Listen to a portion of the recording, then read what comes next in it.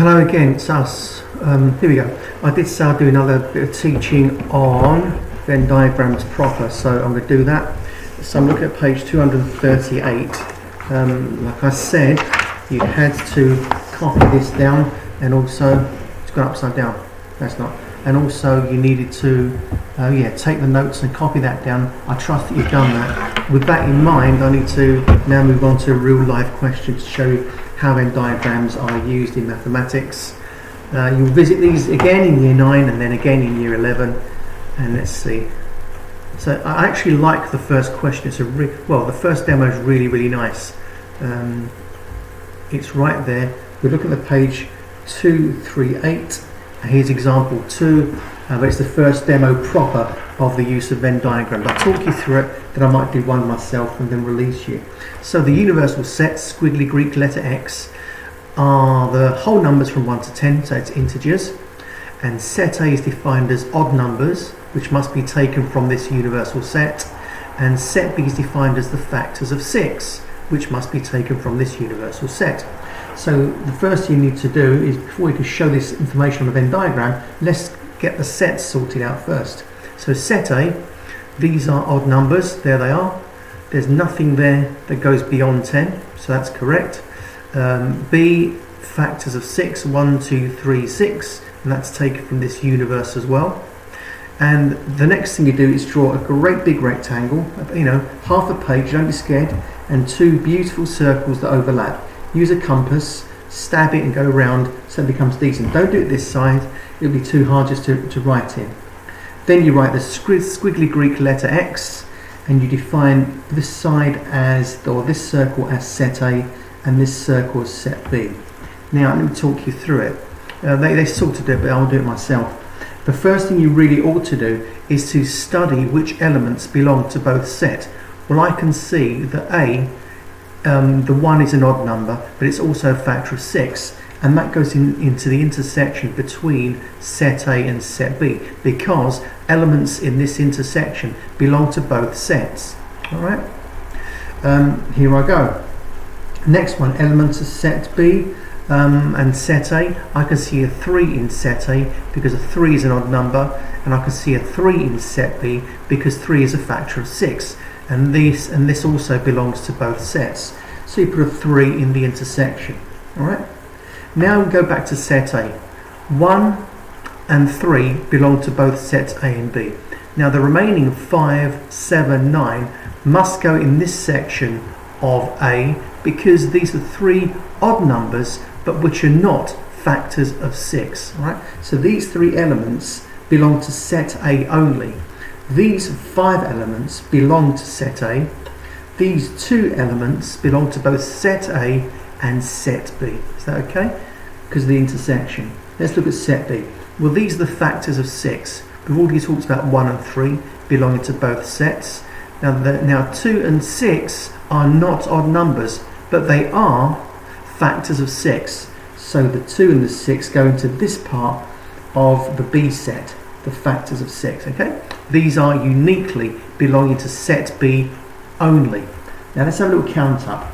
We've got 1, 2, 3, 4, 5, 6, 7, 8, 9, 10. There are some elements that are neither odd numbers and they're not factors of 6. 4's not odd, 8's not odd, 10 is not odd, and they're definitely not factors of 6. 4 does not go into 6, 8 does not, and 10 does not. Therefore, these 3 numbers are positioned anywhere you like within the box, within the overall universe, because the numbers 1 to 10 are taken from this universal set here, but they do not belong in either set. So 4, 8 and 10 position anywhere outside the 2 sets, but within the universe. Never write them outside the box because you pull them out of the universe on which we're talking about. I'm not sure what this guy is doing, but ignore him. And that's it. Question 2 is very easy. Question 1 is very easy in exercise 2. Question 2 is a waste of time. Question 3 is a waste of time, just people's names. Question 4 is beautiful. So we're going to do question 1 and question 4 and question 5 and question 6 and question 7, which is EXT. I think I'll do, I don't know, question 1 together just for funsies, and I'll try and keep it together so we can talk. So the question is, can you see everything in one go? Copy and complete the Venn diagram. I think I'll do what it says. So here's my great big square. Please use a ruler. I'm just doing it nice and quick, all right? Set A, use a compass, nice and big, set B. So this is A, this is B, and this is my squiggly Greek X. I'm still not very good at that. Right, I'm going to copy this. I've got a 5, I've got a 9, I've got a 3 in the intersection, I've got a 2, I've got a 4, uniquely belonging to B. Sorry, that's down there. I've got an 8, and I've got an 11. Now I better read the question. It says, it says, the universal sets are whole numbers from 1 to 12, and A are the elements 1, 3, 5, 7, 9, and B are the elements 1, 2, 3, 4, 6, 12. So what belongs to both? Well, they've both got a 3, they've both got a 1, so I'm going to put a 1 right there in the intersection. Okay? Anything else that's similar or identical? A 1 in each, a 3 in each, and that's it. That's the intersection done. Next part. What are the elements that belong to A? I've got the 5, I've got the 9, I've got the 3, I've got the 1, I don't have the 7. Does 7 belong to set B? No, it doesn't. Therefore, this 7 must go outside of that set, and it doesn't belong in B anyway. So 7 goes outside. It does not belong to set A, it does not belong to set B. Let's just check.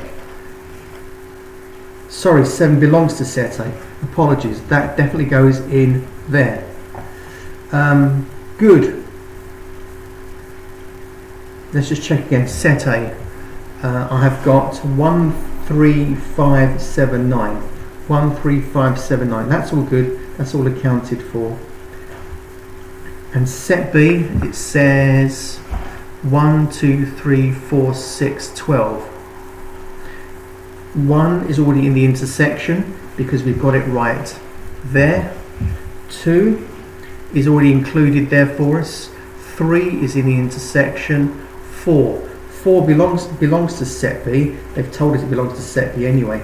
What about 6? 6 belongs to set B, but it doesn't belong to set A, so 6 is going to go right there. So I'm going to pull down my work and put a 6 there. What else we got? 12 belongs to set B, doesn't it? I better put 12 in there, I think. Let's take a look. Definitely belongs to set B.